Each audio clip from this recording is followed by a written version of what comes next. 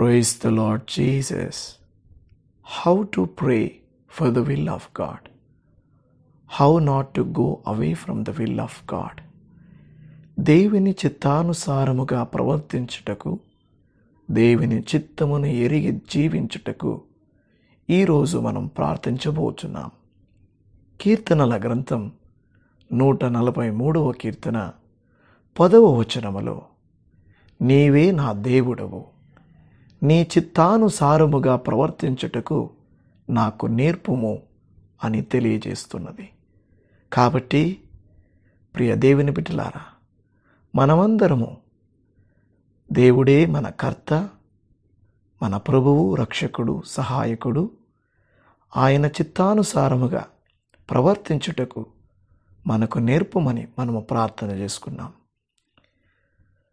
ప్రేమామయుడా, కృపగల దేవా, మీ మహాప్రేమను బట్టి మీకే స్తోత్రములు తండ్రి. దేవా, మేము మీ చిత్తానికి వ్యతిరేకముగా ప్రవర్తించకుండా మీ చిత్త ప్రకారము నడుచుకొనటం మాకు నేర్పండి దేవా. మీ వాక్య ప్రకారము మాత్రమే మేము ప్రవర్తించుటకు, మీ వాక్యము చేత మమ్మల్ని మేము సరిదిద్దుకొనుటకు, మీ వాక్యాన్ని ధ్యానించుటకు, మీ వాక్యానికి లోబడి జీవించుటకు మాకు నేర్పండి నాయన. మనుషుని హృదయములో ఆలోచనలు అనేకమని కలవు, కానీ యెహోవా యొక్క తీర్మానమే స్థిరము అన్నారు కదా ప్రభువా. మా ఆలోచనల ప్రకారము కాదు ప్రభువా, మీ ఆజ్ఞల ప్రకారము మేము సదాకాలము నడుచుకునే జ్ఞానమును మాకివ్వండి తండ్రి. మా కుటుంబమంతా మీ చిత్తాన్ని నెరవేర్చువారిగా జీవించుటకు సహాయము చేయండి దేవా.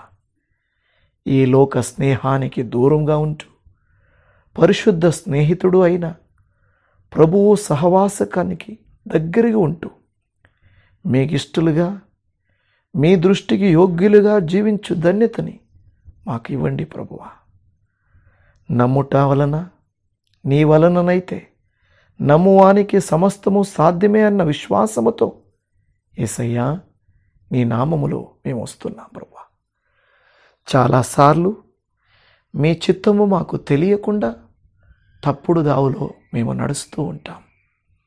సాతాను యొక్క క్రియలకి మమ్మల్ని మేము అప్పగిస్తూ లోక కార్యములో మగ్నముగా ఉంటూ మీకు వ్యతిరేకముగా జీవిస్తూ ఉంటాం.